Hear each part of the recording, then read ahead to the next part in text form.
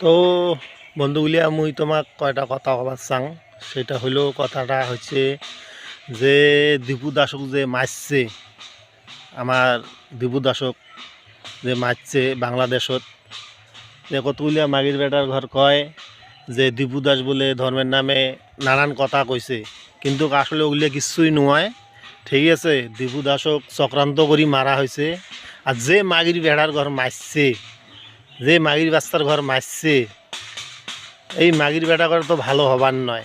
কারণ গিয়া সে দীপু দাস ইয়ার মা বাপের একটাই সন্তান ছিল, ওই পরিবারটার এখন কি হবে? এই অভিশাপগুলো কি মাগির বেটা করে নাকবেন নয়? অবশ্যই নাকবে। আরে ভারত ইচ্ছে করলে তো বাল মুতি দিলে বাংলাদেশ ভাসি দেবে, এলাই উড়ি দিবের ভাই ভারত। আরও ভারতের সাথে আমার টক্কস্ত দেয় মাগির বেটার ঘর। এই অভিশাপগুলো নাকবেন নয়, দীপু দাসের মা বাপের অভিশাপগুলো নাকবেন নয়, এই সোয়া কোটি ভারতবাসীর লোকের ইয়েগুলো লাগবেন নয়, নাকবে অভিশাপ, অবশ্যই লাগবে।